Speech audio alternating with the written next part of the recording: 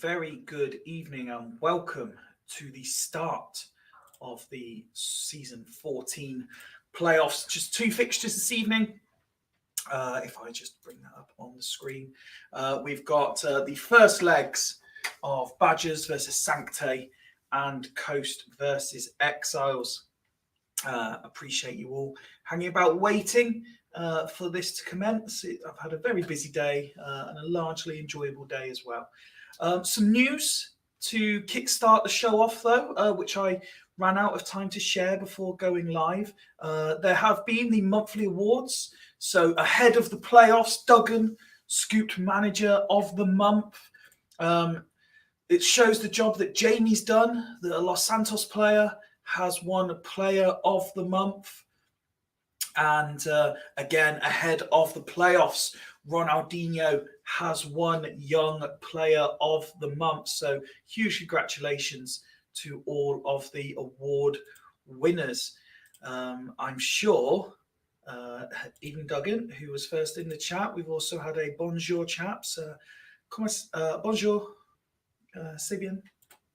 And Dimble also saying evening. Dimble, who has messaged in advance to say that he is available for comms for playoffs round 2. So Thursday night, Dimble will be on the screen doing co-comms, which I'm very excited to have him there for. I did laugh when he offered and said it's nice of him to offer after the second leg when he has absolutely brutalised my Exiles team out of the playoffs. A couple of other little interesting bits and pieces that I did. A look at tonight's games. We have the head-to-head records from this season. Sancte have not lost to Badgers in their 2 meetings so far this season. A 1-1 draw at the home of the Badgers and winning 3-2 at home. It's not too dissimilar in the second fixture. Coast unbeaten against Exiles, winning 3-1 at my place before a 2-2 draw at the home of Dimble. So you would have to say, based on that, Sancte and Coast favourites, but the league table would suggest that Badgers may yet still be favourites against Sancte. Let's find out shortly. Good evening, Alf, who has joined as well. Playoffs are for gimps, says Steve Wright. Yes, they always matter less when you don't make them. Isn't that right? And yeah, I mean, the fact that Steve is the only one of the previous 4 streamers not to make it also says plenty about his side. Let's kick off with in any order. I'm not really that fussed as to which order these are played in. So we're going to go to Badgers Sancte first. What a game this is. Last time out, Badgers losing 3-1 to Stanley, but of course they did not play their strongest team in preparation for this. It's a much more traditional looking Badgers team. So Toldo back in goal. Klumpe was given the armband till the end of the season, I recall. So let me just put that back on him. Klumpe and Okoronkwo.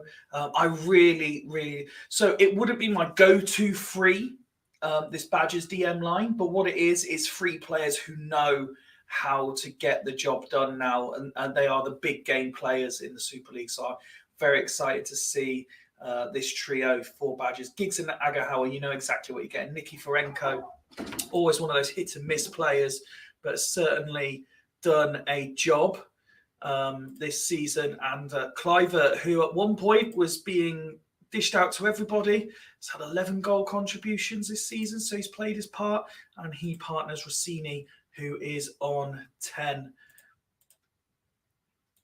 Of course, and thank you to the guys. I think it's the first season no one's had to be told. They just automatically remembered they had 5 subs. So, and Doug makes a great point. Whoever ends up with the highest average rating between Giggs and Ronnie goes through.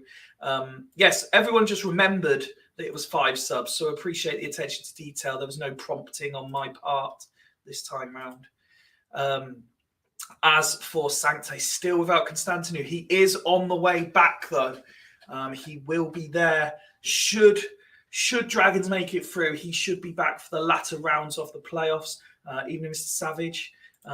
They go all out, and again, it's like for like in terms of formation. Khan, Argyle, Campbell, they are unchanged. Sancte, Smerton and Hagen as the DM3. Sorry, excuse me. Jorgatos and Finnan offering the width. Ronaldinho supplying the front two. Ronaldinho, who has been exceptional. A player who isn't known for always getting the numbers that he should, but Duggan has certainly got them out of him. So fair play for that. Let's kick this first one off. Can I just check as well? I'm sure someone would have said if not.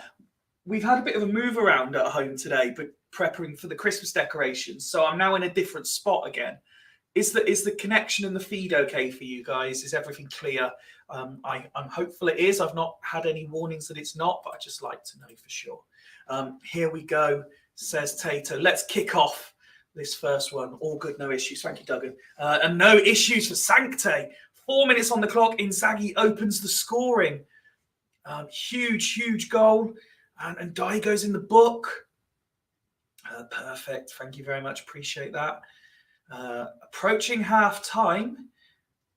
And Toldo with a last minute save to keep it at 1-0. So one shot on goal, one shot on target is all Sancte needed to take the lead. Badgers have been the busier in terms of attempt creation. They're dominant in the air. And both sides have got good numbers in terms of tackles and passing. But the crucial fact is that Inzaghi is the difference thus far. Let's look at the home team then. Everyone on 6s and 7s, bar Helguera and Zanoni, who are having good games, 8 ratings. Quick half that. It was indeed, Duggan. It was indeed. I thought it was going to be quite a long one, the way you guys started, but no, certainly not the case. Tato going as is till 60. Quite content, believes in his side here. Let's move over to Sancte then. Khan on an 8 rating, Inzaghi on an 8 rating, and again everyone else at 6s and 7s, so fairly even. I'm just looking at the pass attempts, and again they're quite even. Nicky Franco needs to get more involved from a Badgers perspective. Yeah, interesting. It's fairly as is for Duggan as well. Tate saying, I don't beat these lads. Never do. We roll. So let's go through the second half then.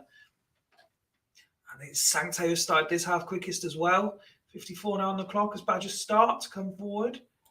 But Sancte refusing to allow them to build momentum. And we pause it on a corner kick for the home side. Do Badgers go all out in the home game to try and get back in this tie? Or do they just make sure it doesn't get worse? Condition is for wimps, so I'll go back. Ratings have improved slightly. Still just the 2 players on an 8, though. Nicky Franco is in the book as well. Plenty of options. Fowler, who impressed despite the defeat last time out, is the shock inclusion on the bench. But Elbert, Salihamidzic, Esperia, all capable of having an impact on this game. As for Sancte, again, still they're now up to 3 players on an 8 rating, but they still got a couple of 6s in there as well. Most notably, Ronaldinho, not at it at the moment.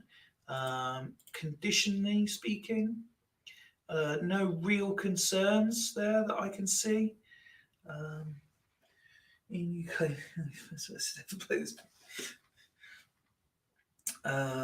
And Tato is blinking first. So let's see what we've got here. Duggan's going as is. Thank you very much. Okoronkwo off for Elbert. And move him central up front. No problem. Nicky Franco to MC with a small arrow. No problem. I'm presuming you want Colombe central. It's not on that note, but if you could just confirm, please. And then we will continue. I assume that would be the case. No movement for Duggan.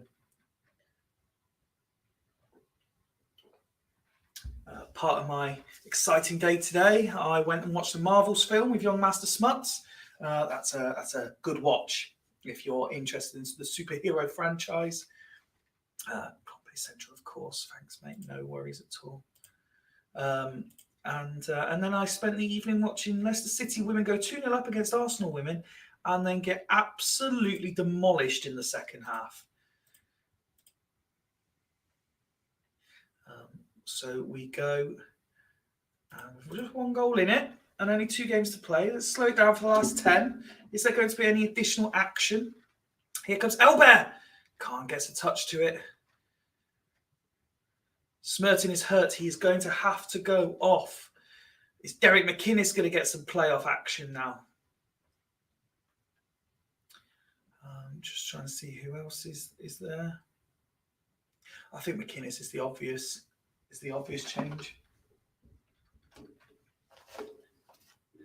McInnes straight swap, no problem.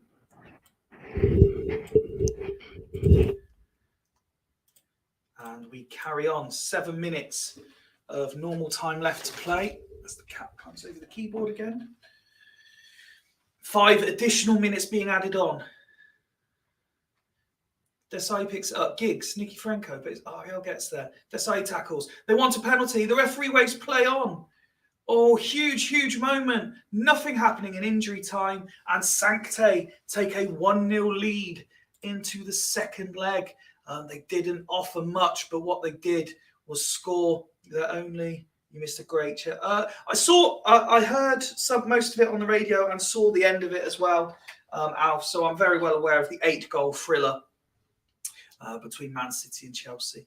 Badgers might be looking at it, wondering how they've come away with a defeat, other than the fact that they just cannot beat them. Oofed, indeed, says Mike. Unlucky Tato. We're the worst home team in the league, so you're still alive. Pompey getting man of the match despite being on the losing side. Some players, I mean, you look, Desai up to a 9, Zanoni up to a 9 as well. Plenty of positives to take, bar the fact that they lost. Solid, did enough of a job, and didn't concede, which was crucial for Sancte, who will go into Thursday with a 1-goal lead. And again, crucially, Douglas happy with that. Yellows avoided. So congratulations, Sancte. Commiserations to Badgers. As we roll on to the second game of the evening, the much fancied and slightly unfortunate East Coast, who just couldn't quite claim second spot to avoid playing tonight. They host Exiles, who dropped to 6th on the last game courtesy of goal difference. And Coast, as you'd expect, go full strength. Stam is back. Zaleas is back. The rest of it is very familiar.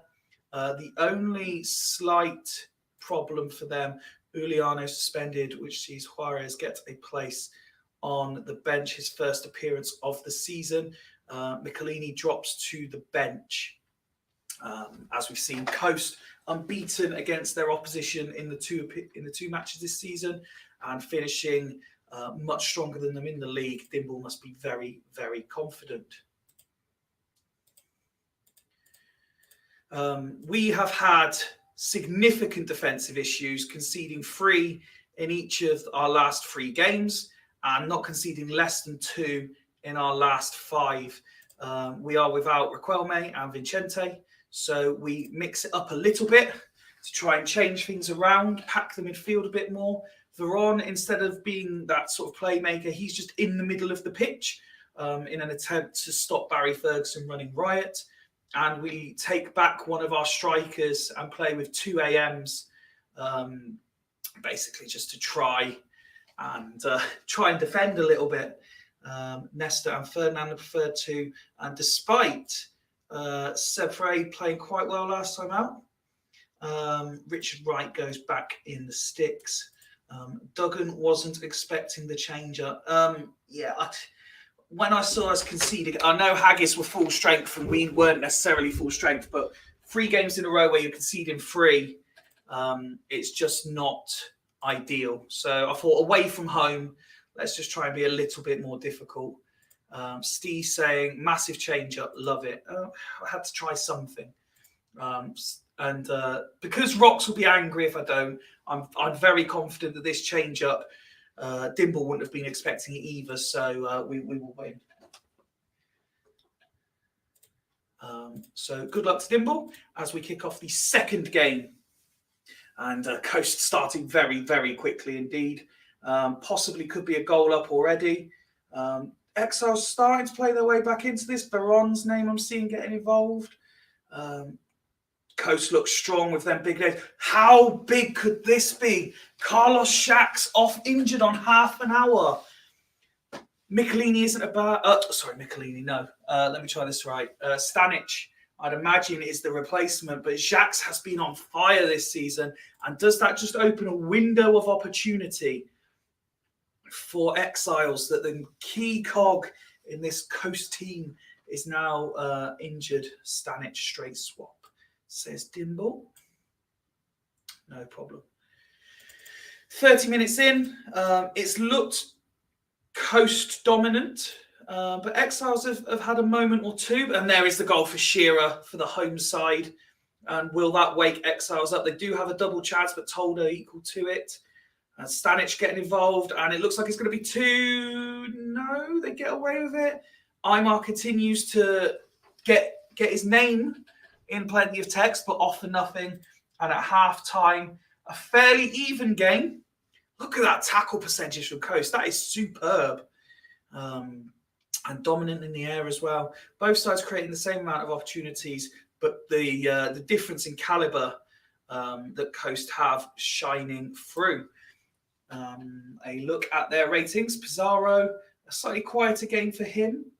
But Taby doing really well. Zayalea's back in the team doing well. Harry Kuehl showing why he's rated so highly by so many managers, absolutely dominating the game. No obvious fitness concerns there that I can see either. No change yet, says Dimble. The change of tactic hasn't exactly worked for us thus far, and that is so average. So average.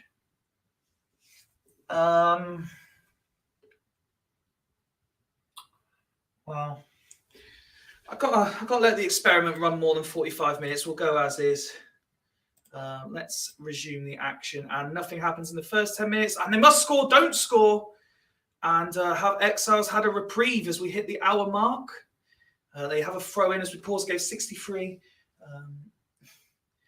And Shaq's injured won't please those 3 managers who made fantasy changes. Oh, no. Oh, dear. Look at the conditions. No obvious concerns there. Coast, who we did see in the text, had a can't miss, did miss moment. Look at these ratings. 9 for Zayales, 9 for Kuehl. Absolutely dominating. Elshot continues to improve as well. I can't see any real issues there at all for Dimble. He may well pull Pizarro just as the worst of the players and see if Hussein can take one of these many chances they seem to be having. But other than that, absolutely dominant. And yeah, as expected, Hussein for Pizarro. No worries at all. What do we do? We're still very, very average. No conditional issues. Nedford 6. Aymar 7.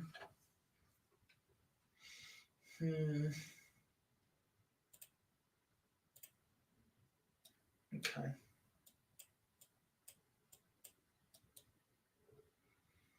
Let's try this then.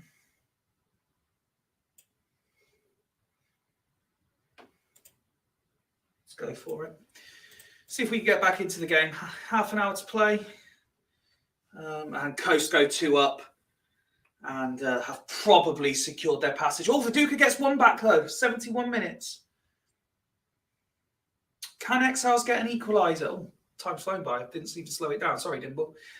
Coast getting what appeared to deserve victory, but just a moment of concern as Viduka pulled 1 back. Fairly even game in terms of chance creation, both for the same amount on target. in all areas. East Coast were just superior. So again, probably deserving of their victory. Harry Kuehl showing off. And the rest of the team do well. Shearer in the end moving up to a 9. Dimble will be very happy with that, I'm sure. As for Exiles, it was just average. Paducah got up to a 9 in the end. But we're just very, very average and just not up to the caliber. I don't know what I'm going to do for the second leg now. But yeah, at least we're still in it. We're still in it going into the home leg, so I'll take that. What have we got here? Steve saying, good game, finally poised. Felshuk, man, what a find. He's been ridiculous. Duggan saying big away goal that. Dimble generously saying even game. Thank you, mate. I look forward to discussing it more in depth with you on Thursday. So that concludes the first round of playoff games. So on Thursday, we will have the second legs of these, plus the first leg of that massive Haggis versus Burn game. But Sancte and Coast do take leads into the second leg. But as Steve says, the games are finally poised. Look forward to speaking to you on Thursday. Thank you for joining us for this fairly short 23-minute episode. But the playoffs have started. We're on our way to finding the season 14 winner. Until Thursday, goodbye.